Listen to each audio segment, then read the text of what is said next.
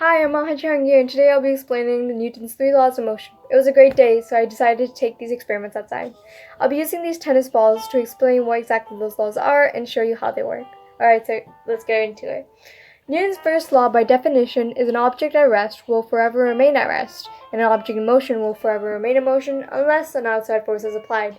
Now, what does this mean? Let's see, if I lay this tennis ball down here on the floor and don't touch it, and let's leave out air resistance, nothing will move it. Let's say if I were left for a road trip for a week and left this ball here, when I come back it will be in the same position. Now why is that? Well, right now there are two forces acting upon it.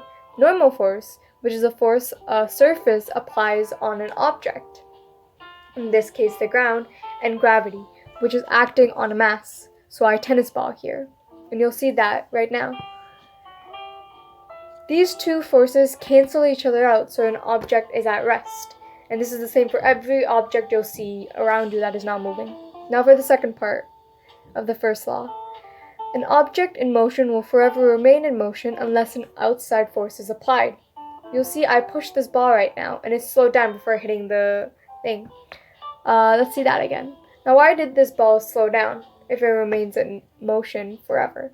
Well, in this case, there are more forces acting upon the ball than just gravity and normal force. There's applied force in the direction I hit the ball, as you'll see right now, and then there's friction. Friction will be applied in the opposite direction, as I'm going to show you later on.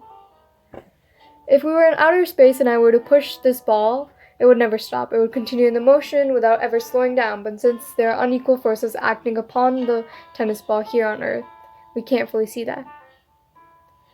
Alright, we're gonna assume that the ball in my hand isn't gonna slow down, but the ball I'm holding and pointing at right now is at rest. So the forces acting upon the ball that's in my hand right now are going to be neglected. Let's see that part again. What you just saw were two objects that were in their own motion, but me throwing a tennis ball at them changed their motion. Newton's second law is force is equal to mass times acceleration.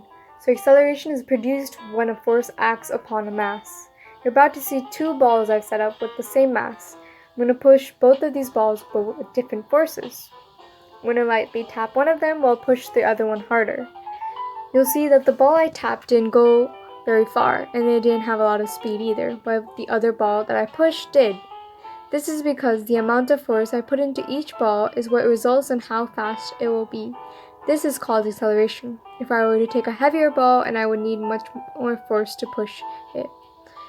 Both of these balls have the same mass, but how far it goes depends on how much force I put into the balls.